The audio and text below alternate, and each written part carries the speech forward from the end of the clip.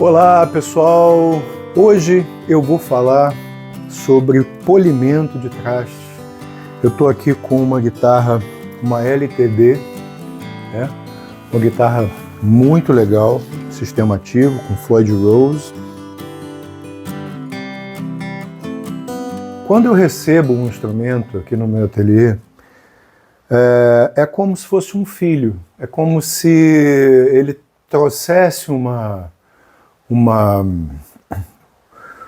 história, né? E eu vou lidar com essa história, eu vou entender o que essa história precisa da minha intervenção, né? Deixa eu só ligar essa câmera aqui também. Por que eu vou falar hoje sobre essa questão dos trastes, né? Muita gente já falou sobre isso, é um assunto recorrente aí na internet. Mas o que acontece é que uma das coisas que mais, vamos dizer assim, me faz ser luthier é justamente esse cuidado com o instrumento. É aprender a lidar com o instrumento como você lida com uma pessoa. E as pessoas hoje também estão, né, uma série de problemas, de traumas, de coisas assim, né? E que a gente vai aprendendo a olhar com carinho, né? Nem todo mundo é como a gente deseja, nenhum instrumento é como a gente deseja. E normalmente a gente tem que fazer aquilo que ele permite, né? E às vezes esperar que ele reaja da maneira como a gente quer, para que ele possa entregar aquilo que o músico deseja. Então, é um equilíbrio, é uma forma de ver a vida com um olhar menos corrido, menos acelerado, né? Vamos dizer assim, seguindo um pouco mais aquilo que a gente, o tempo do batimento do nosso coração, da nossa inspiração, da nossa respiração. Muita gente acha isso uma grande bobagem. É só fazer, afrouxa o parafuso, faz isso, faz aquilo, mas acontece que as coisas não funcionam bem assim. Quantos instrumentos eu já tive a possibilidade de tirar um parafuso e naquele momento perceber que o parafuso estava espanado, né? Que alguma outra pessoa sem paciência foi lá e apertou demais, não mediu as consequências. Então tudo isso, para mim, traz uma história. Então o instrumento vem com uma história. Muitas vezes, um instrumento que chega aqui muito machucado, magoado, né? Ficou lá abandonado, rejeitado pelo músico, volta à vida e se torna um instrumento maravilhoso. E para isso eu acho importante, né, a gente sempre olhar de uma forma positiva para aquilo que a gente está fazendo, certo? Então, vocês vão me ver, obviamente, vou me movimentar aqui dentro do ateliê para pegar coisas e tudo, tá? Mas eu quero mostrar para vocês esses trastes, né? E eu gostaria que essa câmera aqui pegasse bem, eu não sei se ela está pegando bem, mas esses trastes estão bem sujos, tá? Esse instrumento veio para fazer uma regulagem, uma limpeza, então eu acho importante, já que vai ser um instrumento de uma igreja e tal, que pelo menos eu já vi a tocabilidade, é muito boa, então pelo menos que ele vá com trastes deslizando bem para fazer um bending legal, né? Então vamos cuidar desse instrumento como a gente cuida de um paciente, certo? Eu tenho aqui um jogo de chave Allen, né? Esse jogo aqui eu vou ver qual a chave certa para esse parafuso aqui do lock nut, certo? É uma a menos. Eu tô com uma mesa curta aqui,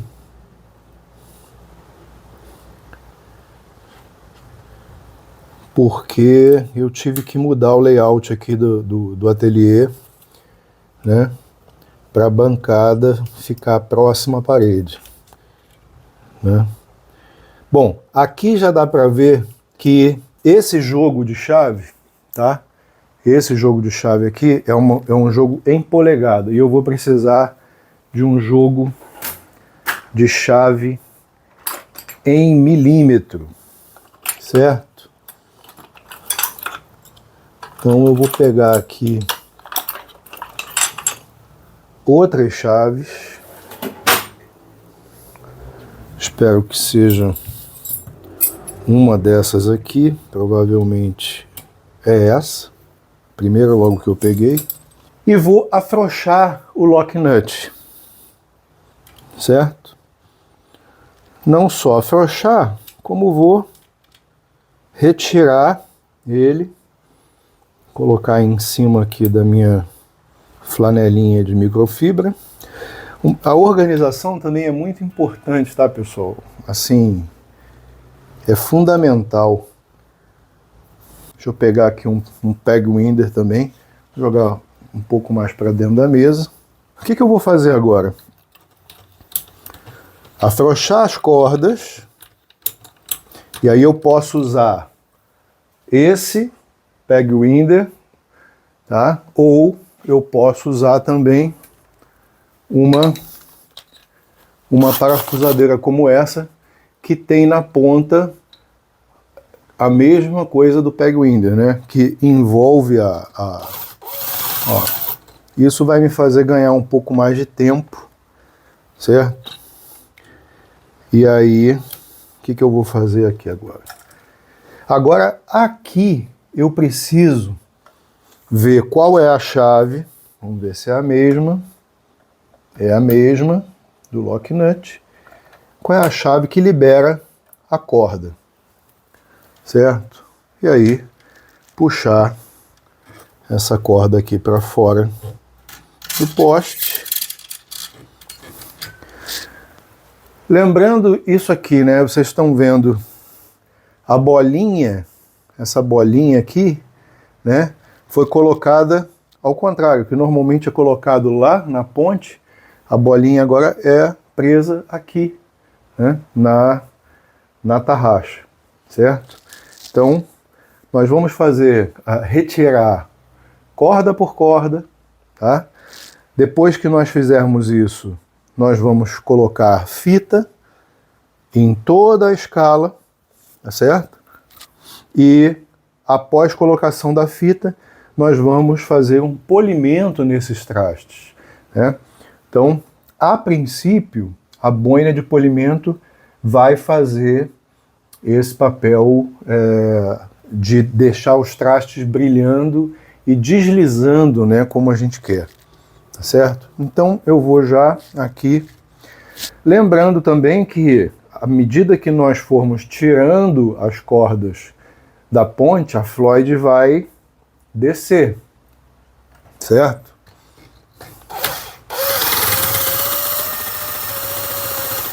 É normal.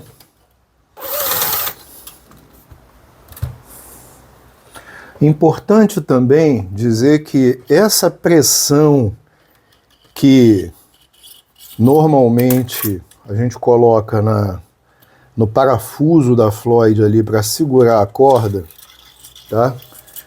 Ela não pode ser uma pressão excessiva, senão você pode espanar o parafuso, tá? Então, quando você tem cordas com esse enrolamento, né, cordas que são enroladas com outro metal, principalmente quando a gente coloca essas cordas ali no carrinho da Floyd, ela amassa esse enrolamento. E quando ela amassa esse enrolamento, ela não prende tão bem. Você tem que depois vir e dar mais um toquezinho, porque ela amassou e depois ela não continuou apertando, tá certo? Então é sempre importante vocês tomarem cuidado, né, com esse detalhe super importante aqui. Eu vou colocar aqui também, tá, embaixo da ponte, uma pecinha de alumínio, tá, que vai fazer com que essa ponte não afunde totalmente, para que eu tenha condição de acessar o parafuso, né, esses parafusos aqui, certo? Para que eu tenha condição de acessar eles e a ponte não abaixe a ponto de eu não conseguir acessar, esse parafuso ficar lá embaixo, certo? Então vou continuar aqui, acho que está dando para ver.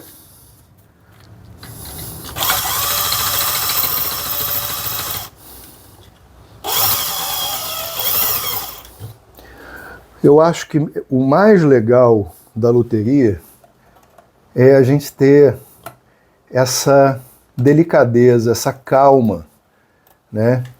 Essa calma na hora de fazer o trabalho. Não é aquela coisa, né? Tem que ser correndo, a gente tem que fazer tudo assim em minutos, né? Que a gente parece que está perdendo essa essência, né? Ó, as coisas que dão errado. Enrolei a corda e a corda não quis ficar enrolada. É você olhar para o que deu defeito, né? Olhar para aquilo que não funcionou da melhor maneira e tudo bem pegar aquilo e refazer. E fazer com calma, e fazer com, sabe, com paciência. Eu acho que é isso, principalmente, que está faltando hoje em dia. Ó, aqui agora eu estou descobrindo, a pessoa costurou a corda várias vezes. Para quê, né? Se tem o lock nut, não precisa fazer isso. Então isso aqui vai me dar mais trabalho de tirar essa corda dali. Então eu vou pegar aqui um alicate de corte, vou ter que vir aqui analisar por que essa criatura cometeu essa atrocidade, né? E como que eu vou tirar isso daqui.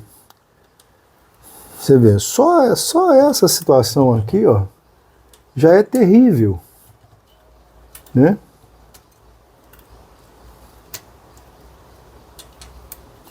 Estou utilizando uma ferramenta, né, um Lzinho, tá?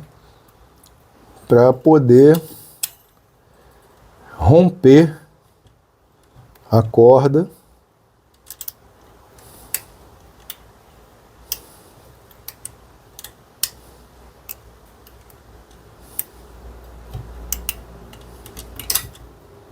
Ó, tirei a rodinha, né? A corda também partiu. E agora a gente pode, com o alicate, retirar, cortando o encordoamento que ficou costurado aqui. Consegui tirar agora. Imagina, né, se você fica chateado, pau da vida. Oh, aqui, o cliente não sabe botar a corda. Cara, faz o teu trabalho, usa esse tempo, né, que você está com o instrumento, para dar carinho para o instrumento, né, para cuidar dele. É muito legal, ó, é muito legal quando você vai vendo o instrumento voltar à vida. É como se você tivesse participado disso. E na verdade participou, né?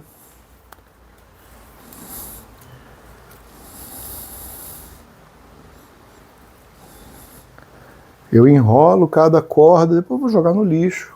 Obviamente, eu não vou utilizar mais esse encordoamento, tem um aqui já esperando. Então, pessoal, qual é a ideia de se tornar um luthier e pegar um instrumento para fazer uma manutenção, um instrumento que tem uma história de alguém por trás, né? Um instrumento que tem um amor do seu dono por ele, né? Qual é a ideia? A ideia é que ele realmente se sinta representado por você na hora que ele deixa o instrumento com você, né? Ele confia em você. Então, é essa confiança que não tem preço, né? Então, é saber que verniz esse instrumento leva, né?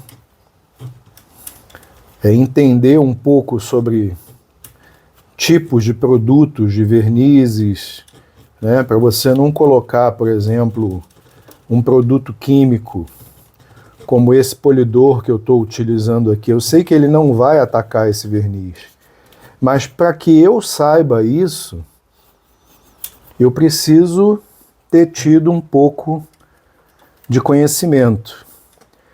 E é esse conhecimento que eu tento passar para vocês em cada trabalho, em cada vídeo, tá certo? Uma coisa importante também, pessoal, é ferramentas na mão da gente, né? Sempre no painel próximo, porque isso aí, além de ser fácil depois a organização, né, ajuda mentalmente a nossa organização no trabalho. As tarraxas também, ó, os knobs das tarraxas estão levemente oxidados. Isso é uma pintura, né? Não é bom passar um polidor agressivo, porque você pode retirar essa pintura sem querer. Então, passar um com menos abrasão, apenas para limpar o excesso, não para tirar completamente o desgaste, né? Ó, a oxidação. E é um a um, né? Olha o tempo que a gente está aqui. Só, né? A gente vai falar de polimento de trastes e até agora eu só tirei as cordas, né? Olha só, pessoal, como é que muda, tá? Essas bolinhas, né? Elas são, dá para ver?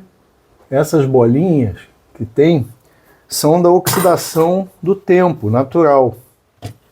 Essa oxidação não adianta eu tentar tirar, porque se eu tentar tirar eu vou chegar na camada de baixo. Mais um pouquinho de polidor. Eu estou usando um polidor automotivo da 3M, que é mais para dar um brilho, para tirar aquela camada de poeira, né? Trazer um pouco mais à vida esse instrumento.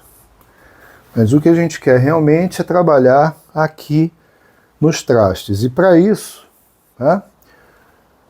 Eu vou utilizar essa fita, que é uma fita da Scott, a 3777. Essa fita é maravilhosa. Eu sou fã demais dessa fita. Então, o que eu vou fazer aqui? Eu vou cortar tiras finas para que eu possa colocar aqui, protegendo a escala, encostadinha nos trastes, na lateral dos trastes, tá? Esse traste aqui dessa guitarra é um traste alto, tá?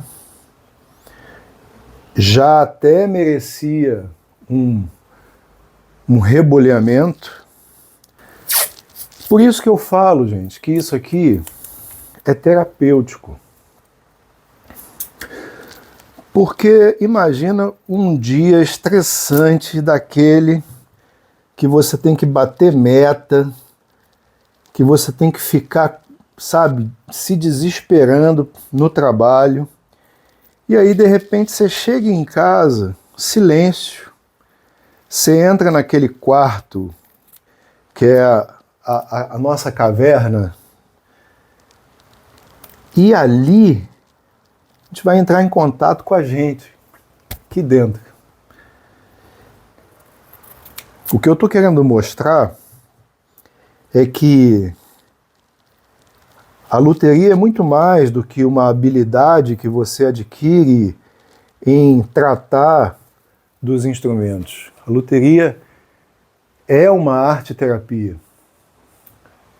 É um momento em que você está em contato com você, respirando, inspirando, entendendo emoções que vão acontecer. Por exemplo, quando uma corda está toda mal enrolada, vem uma emoção dentro da gente, fala, puta, que saco, né? A primeira coisa, a gente logo acredita, né, nessa primeira emoção, é um problema. Na verdade, é a oportunidade que a gente tem de desfazer o problema, dele deixar de ser um problema. Olha que legal isso. Então, todo esse cuidado que eu estou tendo de fazer essa máscara na escala é justamente para não deixar que o produto que vai sair do polimento do traste, né, penetre no poro da escala e faça com que essa escala fique mais preta, mude a cor. Prontinho. Agora a escala está totalmente protegida, certo? Eu gosto de colocar... Tomem cuidado, eu gosto de fazer isso aqui, botar do lado aqui, porque às vezes, como eu vou trabalhar desse lado, mas tomem muito cuidado sempre com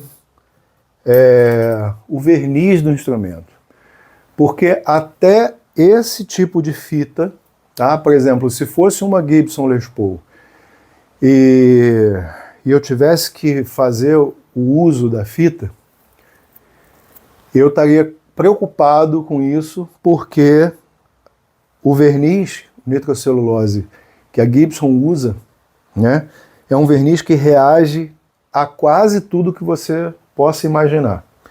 Então, eu particularmente ficaria realmente preocupado.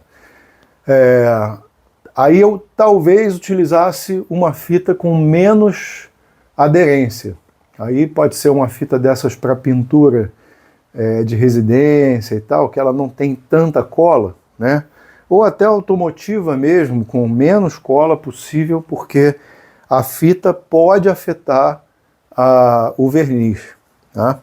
Inclusive, eu tive um cliente que, com uma Gibson Les Paul, que a guitarra ficou rosa, com várias manchas rosas, e não saía de jeito nenhum, porque ele estava fazendo um show, explodiram um monte de papel crepom e o papel crepom foi caindo em cima e foi danificando esse verniz, quer dizer, foi grudando ali. Eu não sei como, né, que isso aconteceu, mas foi o que ele me relatou, então eu estou passando aqui para vocês, né?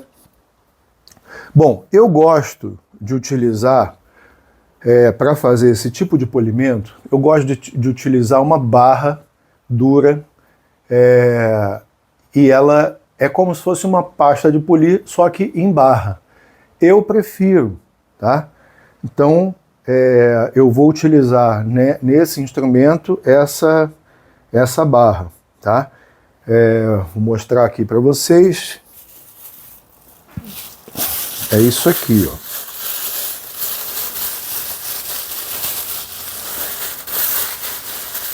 tá? Uma barra como essa. Eu, na verdade, não é exatamente essa que eu quero. Eu quero uma barra um pouquinho mais abrasiva que essa. Deixa eu pegar aqui. Essa é uma barra para lustrar metal. Então, é ela que eu vou utilizar aqui para fazer esse trabalho. Mas tem mais uma coisa importante para dizer para vocês, que é o seguinte: eu tenho aqui nas minhas mãos uma esmerilhadeira. Na verdade é uma politriz. Ela é uma politriz, mas a velocidade, ela é 220 volts. A velocidade dela é um pouco alta. Eu não gosto muito dessa velocidade tão alta. Então eu ligo ela em 110. E aí muita gente pode dizer assim, mas não vai queimar a máquina. Até hoje nunca queimou. O que acontece é que ela perde essa velocidade gigante e passa a ter uma velocidade um pouco mais controlada, que é a que eu gosto de utilizar aqui para fazer esse trabalho, até para controlar realmente, né, o quanto eu estou fazendo de pressão em cima dos trastes e tudo mais. Então eu vou fazer esse barulhinho. Você vê, ó. A velocidade é menor do que a velocidade original dela.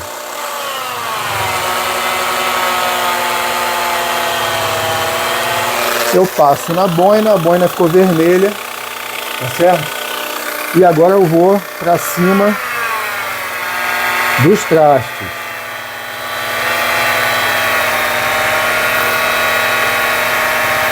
Controle total, galera.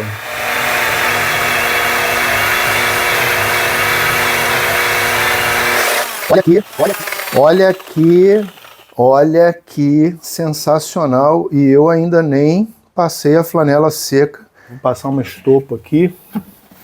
Vocês estão vendo que com a fita tudo fica mais controlado, os trastes estão ficando super bem polidos. Outro instrumento, já muda completamente. E utilizando uma boina como essa, maior, ela se resfria mais também porque ela é maior. Quando você usa uma Dremel, o desgaste daquela boininha pequena é muito grande e você tem que ficar ali quase fazendo a unha, né? Aqui não. Aqui você consegue realmente ter um resultado com mais rapidez e mais efetivo, tá? Então,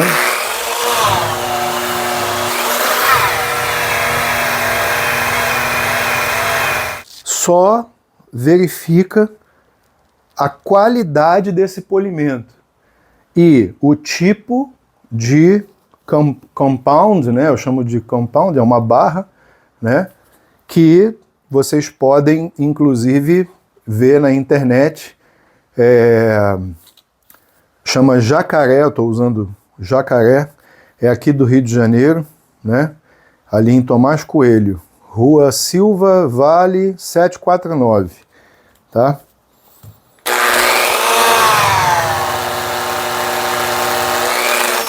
Acho que é Casa do Polidor.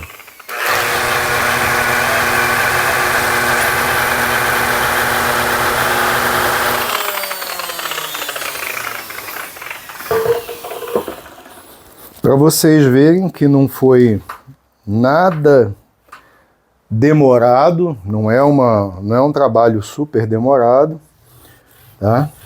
Mas é um trabalho que deixa um resultado sensacional.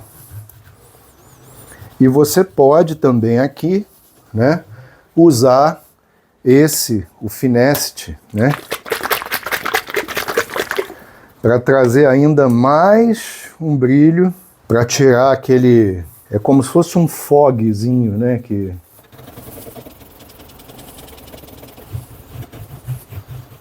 olha como esses trastes, ó, não sei se dá para ver daí, porque a iluminação talvez não seja tão perfeita, tá? Se eu utilizasse nesse traste aqui uma pasta de polir mais grossa, né, certamente ela ia deixar uma série de arranhões aqui que eu teria que tirar depois com uma mais fina, certo? Então, escolher a pasta exata para você dar polimento nesses trastes, sabendo mais ou menos se o traste é mais duro, se for um traste inox, existe pasta para inox, tá? Então tudo isso vocês podem ver lá Eu não estou ganhando nada com isso, tá, pessoal? Como eu estou no Rio de Janeiro, acho que é Casa do Polidor, vocês acho que vende até pela internet. Eu não uso, e aí é uma coisa que eu realmente, sim, não gosto, não uso, que é Bombril. De jeito nenhum. Prefiro usar uma lixa 1500 em volta de uma madeirinha que tenha uma canaleta côncava para poder fazer o lixamento dos traços. Aqui não houve essa necessidade, tá? Mas eu não uso Bombril porque o Bombril, principalmente em certos traços, arranha demais. E eu, assim, eu não gosto. Mas se você gosta, não tem problema nenhum, tá certo? Obviamente, agora seria a parte de retirar a fita com todo cuidado, né? Porque também na retirada da fita você tem que ter cuidado para não danificar o verniz, e isso é importante, tá? Mas feito esse trabalho de retirada com cuidado, puxando um lado para cima e depois o outro lado para cima, quer dizer, não puxa ele de uma vez só, de um lado para o outro, porque você pode, sem querer, fazer com que a fita puxe esse verniz para fora.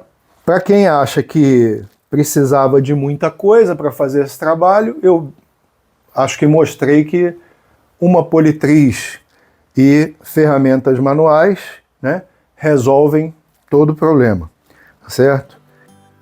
Espero que vocês tenham gostado desse conteúdo, né? Eu gravo com todo carinho para vocês. Espero que vocês curtam o canal, me ajudem, né? Ativem o sininho, curtam o canal e mandem, enviem para outras pessoas que também queiram aprender luteria raiz, com alma, né? Para que você não se torne mais um robô aí, né, no mercado, fazendo aquilo que apenas as pessoas estão querendo, o trabalho em si, mas que você possa também se avaliar, se reciclar, sabe, meditar sobre você através do trabalho com a luteria, né? Que isso se torne para você uma arte-terapia, algo que vai te influenciar positivamente na tua vida, com os teus filhos, com a tua mulher, com os teus amigos, no seu trabalho, tá bom? Então, espero ver vocês no próximo vídeo. Agradeço muito. Um abraço a todos.